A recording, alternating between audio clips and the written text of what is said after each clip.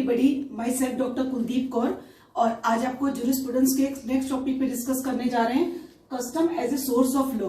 तो ऑलरेडी हम बता चुके हैं लॉ के सोर्सेज ऑफ लॉ कितने तरीके के होते हैं, 3 तरीके के होते हैं।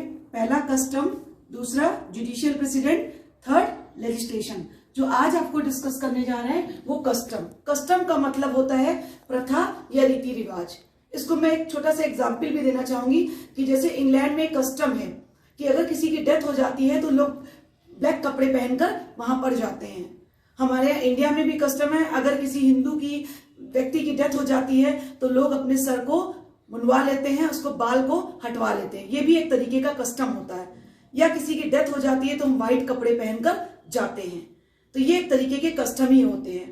कुछ कस्टम्स ऐसे होते हैं जो क्या होते हैं, आगे चलकर बार बार जब वो कस्टम यूज किए जाते हैं तो वो लॉ के रूप में चेंज हो जाते हैं। अभी हम आपको कस्टम के बारे में मनु की डेफिनेशन डिस्कस करने जा रहे हैं। मनु ने क्या कहा, revelation or the utterance and thought of inspired seeds rishi munis. इसका मतलब क्या है, जो ऋषि मुनि मंत्र बोल रहे हैं वो भी कस्टम के रूप में माने जाएंगे।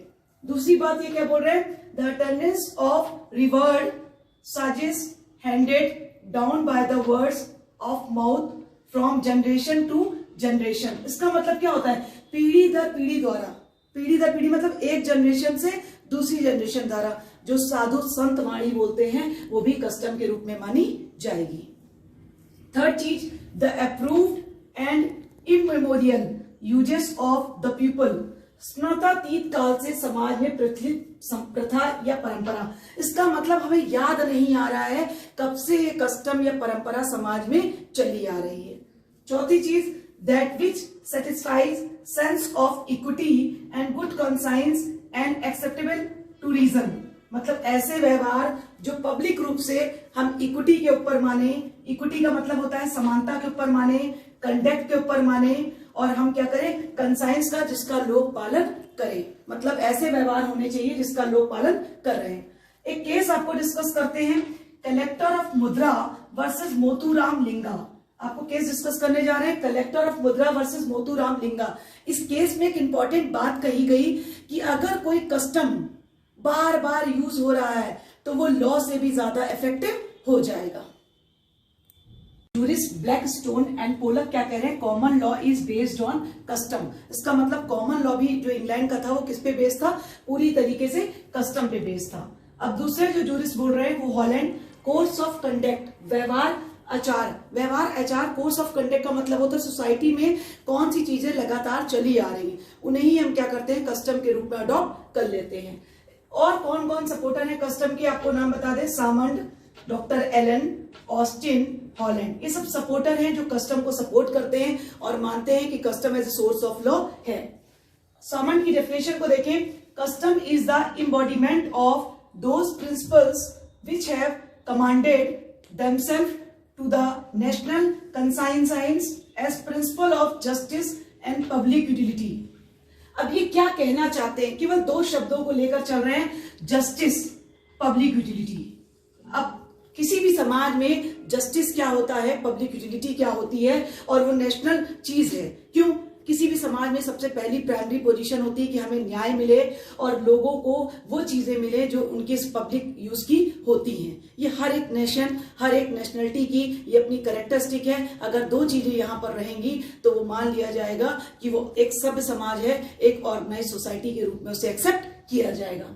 अब अगर देखा जाए तो हम कस्टम को थ्योरीज को अगर डिवाइड करें तो 2 तरीके की थ्योरीज आती है, पहली हिस्टोरिकल थ्योरी और दूसरी एनालिटिकल थ्योरी। जैसा कि आप हिस्टोरिकल थ्योरी को आप पढ़ भी चुके हैं कि हिस्टोरिकल थ्योरी के फादर कौन थे, फ्रेडरिक गॉल सेविग्नी। तो सबसे पहला इनका नाम मैं लूंगी सेविग्नी, दूसरा मैं नाम लूंगी सर हेनरी मेन, तीसरा मैं नाम लूंगी विनो ग्रे ड्राफ। ये 3 जूरिस्ट थे जो हिस्टोरिकल थ्योरी को सपोर्ट करते हैं कस्टम में।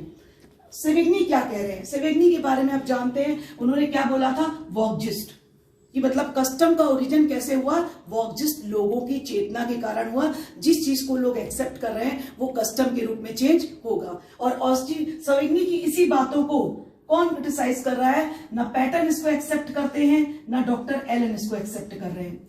अब मेन क्या कह रहे हैं मेन अलग चीज बता रहे हैं हिस्टोरिकल थ्योरी में। सर हेनरी मेन का नाम आपने सुना होगा। हेनरी मेन ने हिस्टोरिकल स्कूल में भी कहा था कि कस्टम को धीमे धीमे क्या होता है, कस्टम इंपॉर्टेंट सोर्स है और वो क्या करता है, स्टैब्लिश शुरू से ही रहता है। तो वो इन्होंने देवी बताई थिमटाइस। थिमटाइस का मतलब होता है, थिमटाइस वर्ड लिया कहां से गया है, थिमिस से। इसका मतलब होता है गॉडेस ऑफ जस्टिस, न्याय की देवी। रोम में जितने भी जजेस थे वो कहते थे कि हमें गॉड ऑर्डर दे रहा है, हमें गॉड ऑर्डर दे रहा है कि इस व्यक्ति को पनिश किया जाए, तो हम इसको पनिश करेंगे क्योंकि हमें गॉड ने ऑर्डर दिया है। अब अगर देखा जाए कि सबसे ज्यादा इंपॉर्टेंट कौन है, तो मैं 2 ही लोगों का नाम बताऊंगी। 3 नाम मैंने जूरिस बताया, लेकिन जो ज्यादा इंपॉर्टेंट थे वो सेवेग्नी और मेन थे। तीसरा मैंने आपको नाम बताया विनोग्रे ड्राफ। अब एनालिटिकल स्कूल की बात आए तो याद आए, जैसे ही एनालिटिकल स्कूल की बात याद आती है वैसे ही सबसे पहले नाम याद आता है जॉन ऑस्टिन का, जो इस स्कूल के फादर भी कहे जाते हैं। अब ऑस्टिन ने क्या कहा कि कस्टम क्या है, हिस्टोरिकल मटेरियल सोर्स। ये क्या है, ऐतिहासिक भौतिक स्रोत के रूप में रूढ़ी को स्वीकार करते हैं।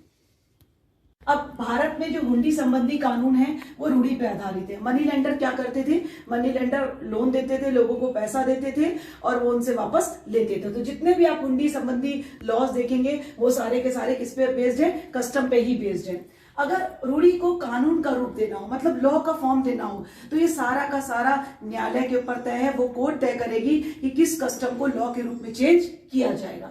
तो ग्रे भी कहते हैं custom as a source of law, कि जितनी भी रूढ़ियां हैं उनको सोर्स ऑफ लॉ के रूप में कौन तय करेगा, कोर्ट ही तय करेगी और अदर कोई व्यक्ति इसमें इंटरफेरेंस नहीं करेगा। अब आप काइंड्स की बात करें तो मैं काइंड्स को, कस्टम को 2 तरीके से डिवाइड करना चाहती हूँ, legal custom, conventional custom. Legal custom को भी 2 पार्ट्स में डिवाइड किया गया है, लोकल कस्टम और जनरल कस्टम। तो लीगल कस्टम पहले क्या होता है, लीगल कस्टम का मतलब होता है वो कस्टम जो अथॉरिटी द्वारा तय किया गया हो और ये पूरी तरीके से बाइंडिंग होता है।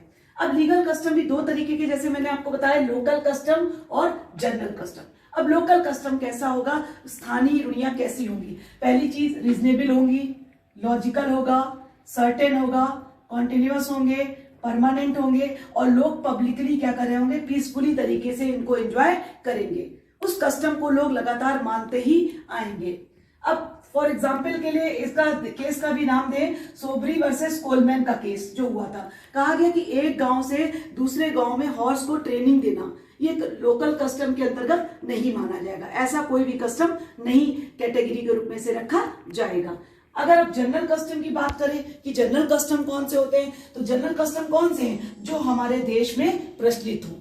जैसे आप सक्सेशन एक्ट में देखेंगे कि पहले हमारे यहाँ कौन होता था कि उत्तराधिकार अधिनियम में एक कैटेगरी बताई गई थी कि कौन व्यक्ति पिता के मरने के बाद बड़े पुत्र को इस तरीके से प्रॉपर्टी दी जाएगी। तो आज पूरा का पूरा उस पर एक्ट आ चुका है, सक्सेशन एक्ट आपको पढ़ाया जाता है। अब कन्वेंशनल कस्टम क्या है, इसको हम क्या कहते हैं, यूजेस प्रथा। वो परंपरा जो कस्टम पे बेस्ड हो और जो हम ट्रेड के दौरान क्या करते हैं, हम ट्रेड के दौरान किसी ना किसी चीज को फॉलो करते हैं और लगातार फॉलो करते हैं तो वो क्या बन जाती है, यूजेस बन जाती है। फॉर एग्जाम्पल के लिए अगर आपको मैं नाम बताना चाहूँ तो मैं कुछ एक्टों के नाम आपसे ले रही हूँ, आपको याद आ जाएगा। बैंकिंग लॉ का जिक्र करें, वहां पर कुछ एक्ट दिए गए हैं जो यूजेस के रूप में अडॉप्ट कर लिए गए हैं। कौन कौन से थे जो यूजेस हैं जो आज लॉ के रूप में चेंज हो गए, आपको याद होगा, negotiable instrument act, sales of good act. ये 2 ऐसे एग्जाम्पल हैं जो क्या हैं, जो यूजेस थे आज लॉ के रूप में पूरी तरीके से चेंज हो चुके हैं। अब आपने ये देखा कि custom as a source of law, मैंने आपको थ्योरीज पढ़ाई, मैंने काइंड्स बताया, उसका मीनिंग बताया, तो आपको पूरा एक कस्टम का टॉपिक ये समझ में आ गया होगा। अगर आपको इस टॉपिक से रिलेटेड कोई और क्वेश्चन है तो आप कमेंट बॉक्स में जाकर उस क्वेश्चन को लिख सकते हैं। Please like, share, subscribe my channel. Thank you.